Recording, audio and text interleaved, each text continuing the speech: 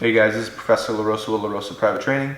Last week we talked about breaking guard. This week we're going to cover on how to pass the guard. There's two types of passing. You have speed passing, pressure passing. This week we're going to do the sit out or back step pass. Depending where you train, the name might differ. I call it the sit out pass personally. It'll make sense once you see the technique. This is going to be a pressure pass. I'm going to go ahead and show you guys how to do it.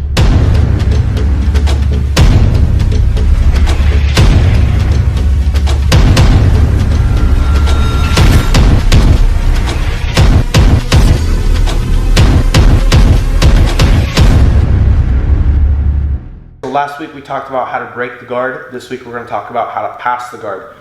Again, in the introduction, we talked about how there's two types of passing, pressure and speed. This is going to be a pressure pass. I'll show as to why.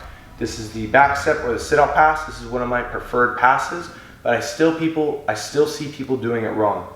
So we talked about how to break, so we're going to assume we know how to do the surface area, gripping in, okay? So from here, not going to bring the knee in the butt. We're going to step up and back, and I sit low. From here, I push out, I break. I'm going to put all my weight onto my partner. My leg that's down is going to come straight up in the middle. So it's going to be his leg, my leg, his leg. So I put my weight into my partner, slightly lean forward. Notice how I keep that surface area of my arm straight. If he tries to pull my head while I do this, all it does is apply more pressure to himself. This leg comes right up in the middle, and now look how I'm seated, okay? Combat stance right here. Now, whatever leg that I bring up the middle, we're going to go to that same side. How does that look? Start coming across the thigh right here. So my shin right across the thigh. Okay? Now, my knee is connected to his rib cage. I don't want any space out here. I like always having some sort of body contact. Okay?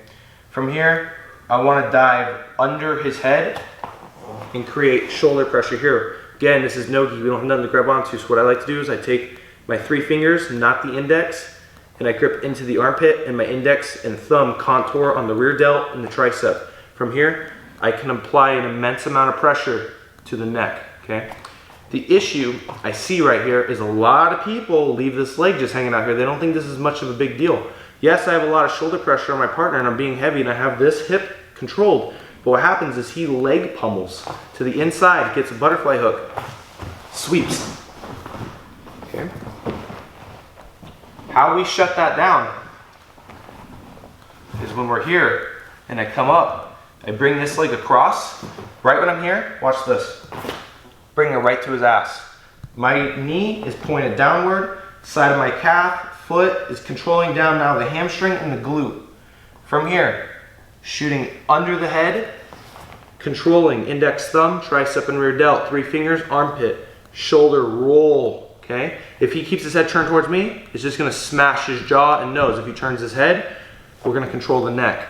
From here, I see people try to fight into here into this leg. Okay, he's a good player. He keeps his knee in tight.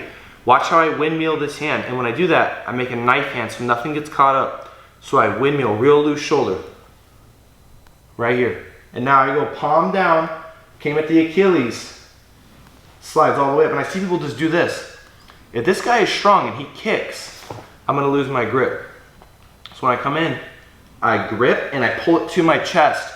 Now we have body friction. Try to kick your leg. It's fine.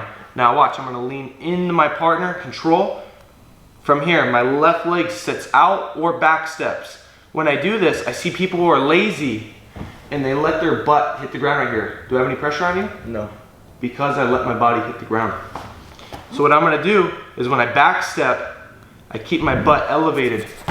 Here, feel the pressure? Yeah. From here, my right leg that's controlling his left hamstring pummels off, and now I'm going to turn in the side control. When I do that, I'm going to throw this leg. I see people hold it, and they turn in, and now they get their arm all trapped up. This is terrible for MMA, because now if I have the glove on and he traps, now I'm going to have a difficult time getting my hand out.